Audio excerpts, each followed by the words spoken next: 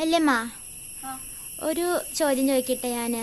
ഈ ഭൂമിയില് ഈ ഒരു കാലഘട്ടത്തിലൊക്കെ ഇപ്പോൾ നമ്മുടെ വെള്ളപ്പൊക്കവും പ്രളയമൊക്കെ വരികയാണ്. വല്യമ്മ പറയാറുണ്ടല്ലോ, പാപങ്ങളൊക്കെ കൂടുന്നത് കാരണമാണ് ഇങ്ങനെയൊക്കെ ഉണ്ടാവണമെന്ന്. അതിനെ കുറിച്ച് എന്താ എനിക്ക് സംശയമുണ്ട്, വല്യമ്മ പറഞ്ഞു തരുമോ? കുഞ്ഞാ, അതെ, ഇപ്പൊ ഈ കേരളം, നമ്മളിപ്പോ ഇനി വേറെ എവിടേക്കും പോണ്ട, നമ്മള് കേരളത്തിലല്ലേ കുഞ്ഞോ. ഈ കേരളം എവിടുന്ന് വന്നതാ? എവിടുന്ന് എടുത്തതാ?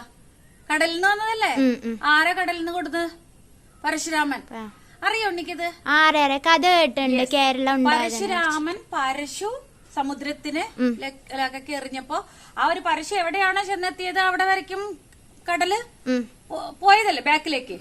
ആ ഒരു സ്ഥലം എന്തിനു വേണ്ടിയിട്ടാ പരശുരാമൻ എടുത്തത് കടലിൽ നിന്ന്? കണ്ണ അറിയോ? കേട്ടോ? അതായത് തപസ് ചെയ്യാൻ വേണ്ടിയിട്ട്, അതായത് അസുരന്മാരിൽ നിന്നൊക്കെ രക്ഷപ്പെട്ടിട്ട് ദൈവത്തെ അറിയാം. തപസ് പറഞ്ഞ എന്താ കുഞ്ഞാ? ധ്യാനം. ധ്യാനം എന്ന് പറഞ്ഞാല് സമാധാനമായിട്ട് അവനവന്റെ ഉള്ളിലുള്ള ദൈവത്തെ അറിയാം. അതായത് ഈ സമസ്ത സൃഷ്ടിയെയും സൃഷ്ടിച്ച ആ പരബ്രഹ്മത്തെ, ആ ബ്രഹ്മാണ്ടം മുഴുവൻ സൃഷ്ടിച്ച സൃഷ്ടികർത്താവിനെ, അല്ലെങ്കിൽ ആ ഒരു പരമാത്മ ചൈതന്യത്തെ അറിയാൻ വേണ്ടിയിട്ട്, അത് നമ്മുടെ ഉള്ളിലാണ്. നമ്മളും അത് തന്നെയാണ്. നമ്മുടെ ഈ ജീവാത്മാവും പരമാത്മാവും ഒക്കെ ഒന്ന് തന്നെയാണ്. നമ്മുടെ ഉള്ളിൽ തന്നെയാണ് ദൈവം.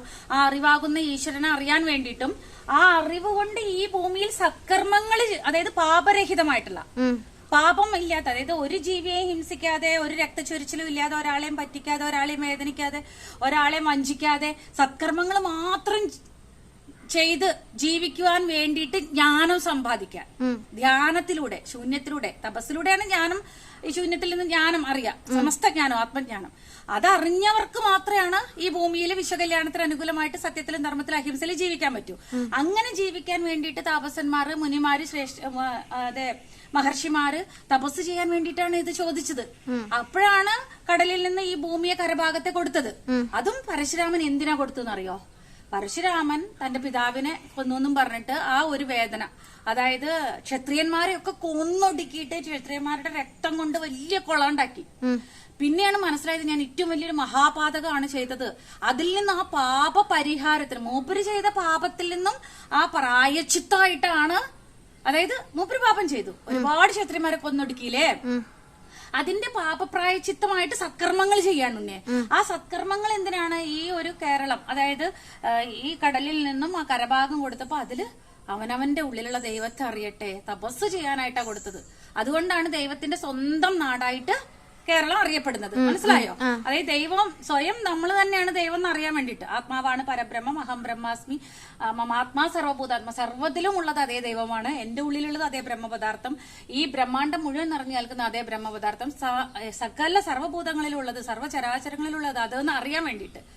അതിനു വേണ്ടി കൊടുത്ത ഈ ഭൂമിയില് രക്തപാതങ്ങള്, കൊലപാതകങ്ങള്, കൊള്ള, നൊണ, അതേപോലെ തന്നെ ഹിംസാത്മകമായിട്ടുള്ള ചര്യകൾ, തിന്നാൻ വേണ്ടി, വിനോദത്തിന് വേണ്ടിയിട്ട്, ഈ പഞ്ചഭൂതങ്ങളാൽ നിർമ്മിതമായിട്ടുള്ള ശരീരത്തിന് പോഷിക്കാൻ വേണ്ടിയിട്ട് പഞ്ചഭൂതങ്ങളാൽ നിർമ്മിതമായിട്ടുള്ള ഈ പ്ലാന്റ് കിങ്ഡം നമുക്ക് തന്നിട്ടുണ്ട് ഒരുപാട് ഫുഡ്, അല്ലെ? എല്ലാ കാലറീസും പ്രോട്ടീൻസും ഉള്ളത്. പക്ഷെ അതൊന്നും അല്ലാതെ നമ്മളെ പോലെ ജീവിക്കുവാൻ സമ്പൂർണമായിട്ടുള്ള അർഹതയുള്ള സഹജീവരാശികളെയാണ് കൊന്നൊടുക്കുന്നത്, അല്ലെ?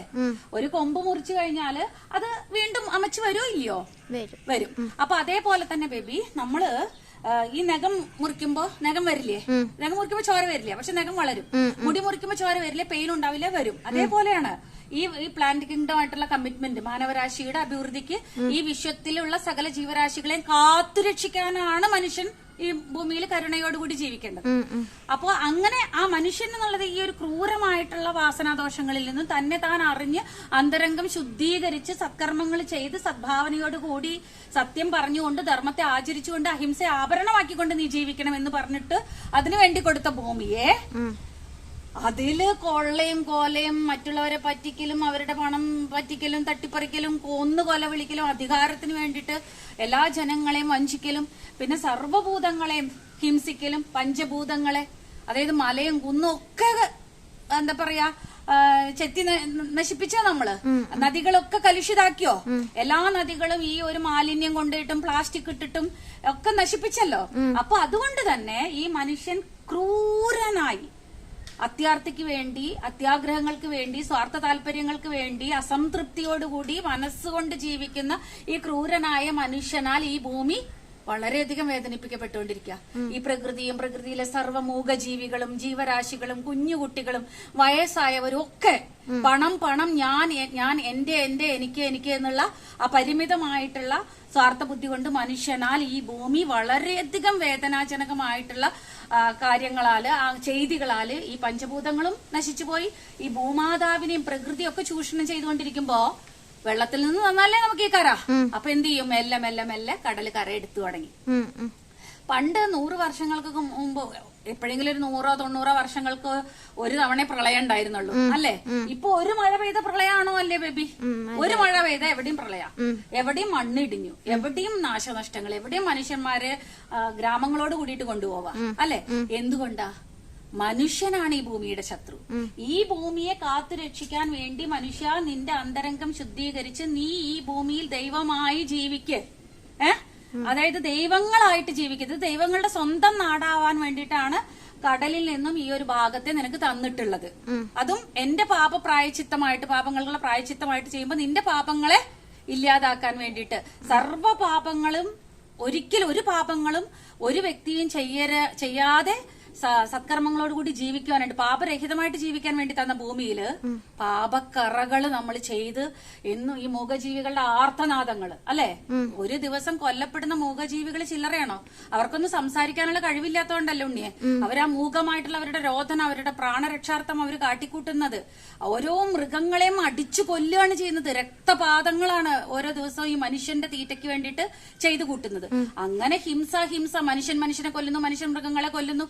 എല്ലാം പ്രകൃതി വിരുദ്ധമായിട്ട്, പ്രകൃതി നിയമങ്ങളെ ഉല്ലംഘിച്ചുകൊണ്ട് മനുഷ്യൻ തോന്നിവാസം തെമ്മാടിത്തരം കാണിക്കുമ്പോ പിന്നെ കടല് തന്നതല്ലേ ഇത്, കടലെടുക്കും. പിന്നെ വെള്ളം, ആ വെള്ളം കൊണ്ട് പ്രളയമായിട്ട് ഈ മനുഷ്യൻ ചെയ്തു കൂട്ടിയ പാപക്കറകളെ കംപ്ലീറ്റ് തുടച്ചു നീക്കുമ്പോ പാപം ചെയ്തവനെയും തുടച്ചു നീക്കും, മനുഷ്യരാശിയും തുടച്ചു നീക്കപ്പെടും. മനസ്സിലായോ? അപ്പൊ അത് പാപക്കറകൾ തുടച്ചു നീക്കാൻ വേണ്ടിയിട്ട് കോസ്മിക് ഗവൺമെന്റ് എടുത്ത ഡിവൈൻ ഡിസിഷൻസ് ആണ് പ്രകൃതി വൈപരീത്യങ്ങൾ.